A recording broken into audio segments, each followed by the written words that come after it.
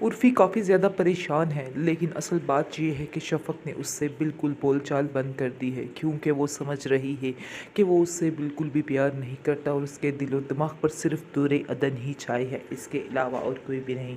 वो उसे काफ़ी ज़्यादा समझाने की कोशिश भी करता है, लेकिन शफ़क़ इसकी बात को नहीं मानती और जो वो सोच रही है वही समझती है, इसके अलावा और कोई बात नहीं समझने पा रही है। इसके बाद आप देखेंगे कि काफ़ी ज़्यादा इरफ़ान कॉल करता है और कहता है अपनी खाला से कि आप आखिर पूछें शफ़क़ से कि आज तक उसने मेरे में कोई ऐसी बात देखी है या कुछ इस तरह का उसे वहम हो।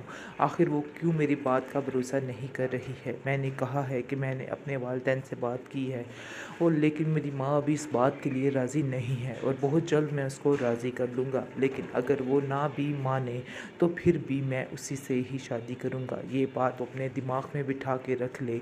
मैं कभी भी उसके साथ धोखा करने का सोच भी नहीं सकता हूँ।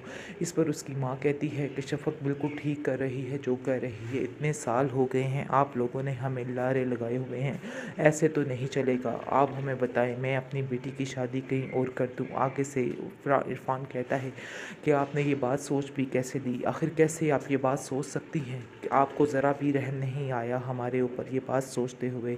आप अपनी बेटी को जानती हैं कि वो मुझसे कितना प्यार करती है और मैं उससे कितना करता हूँ। आगे से उसकी माँ कहती है कि अगर तुम मुझसे प्यार करते होते तो कोई ना कोई स्टेप उठाते, ऐसे तो ना होता जैसे तुम लोगों ने किया है, क्योंकि तुम्हारी माँ का तो बिल्कुल भी भरोसा नहीं है।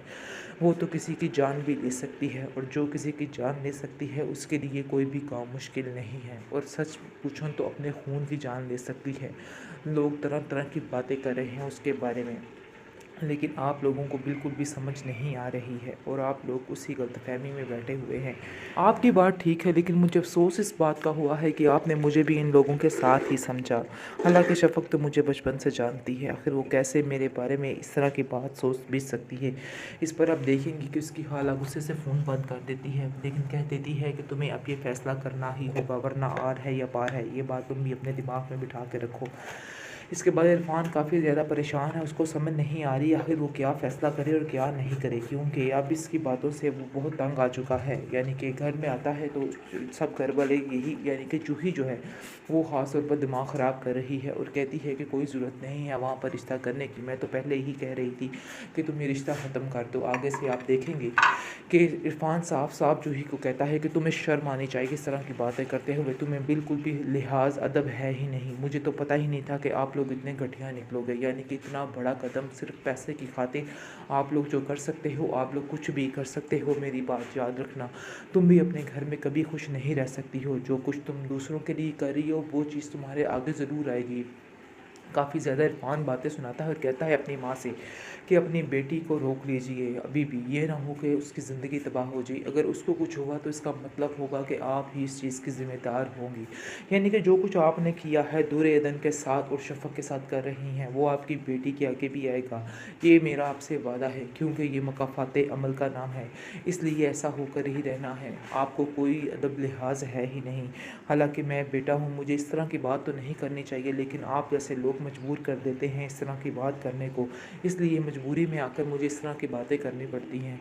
बेहतर यही है कि अपनी बेटी को कोई अच्छी बात सिखाइए, कोई अच्छा सबक दीजिए, वरना बहुत ज़्यादा मुश्किलात पड़ सकती है। जहाँ तक रही शफ़क़ की बात, तो शफ़क़ से शादी तो मैंने करके ही रहनी है, चाहे आप लोगों की मर्ज़ी हो या नहीं हो, क्योंकि मैं अब आप लोगों की बातों में नहीं आने वाला। मैं अपनी ज़िंदगी तबाह नहीं कर सकता, बल्कि मैं शफ़क़ की ज़िंदगी तबाह नहीं कर सकता। इंसान ने इतना बड़ा कदम भी उठा लिया है, ये कभी मत भूले कि मैं इसको माफ़ कर दूंगी, बल्कि मैं इस बात का बदला लेकर ही रहूंगी।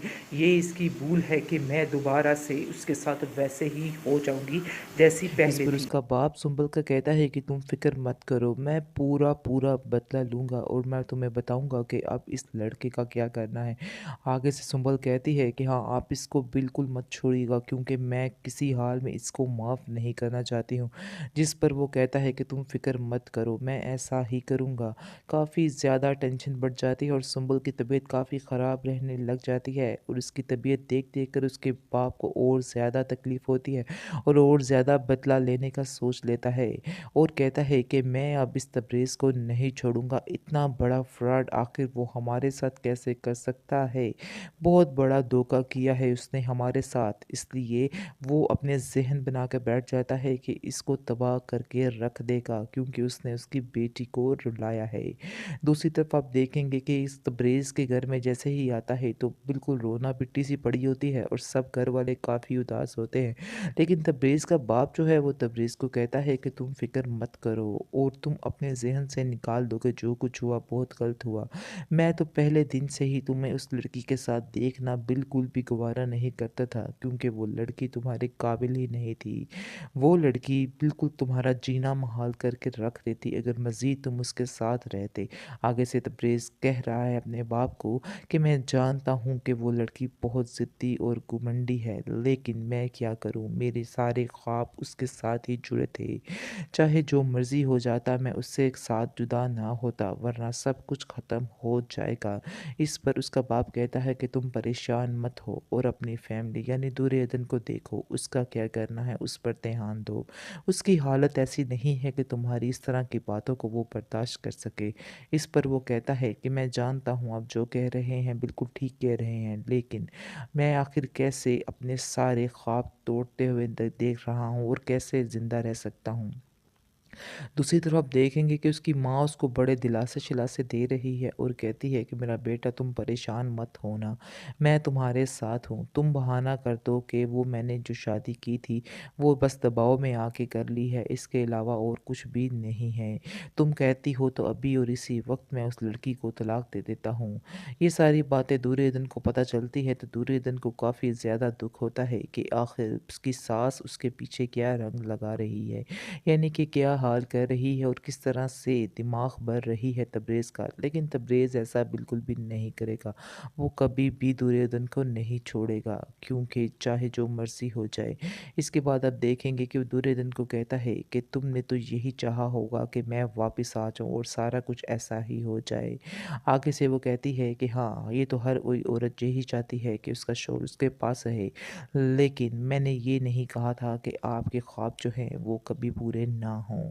آگے سے وہ کہتا ہے کہ دیکھو آج تم نے جو دعا مانگی وہی ہو کر رہا، میرے سارے خواب سارا کچھ ٹوٹ چکا ہے، میں بالکل اکیلا ہو چکا ہوں، اب تو تم خوش ہو۔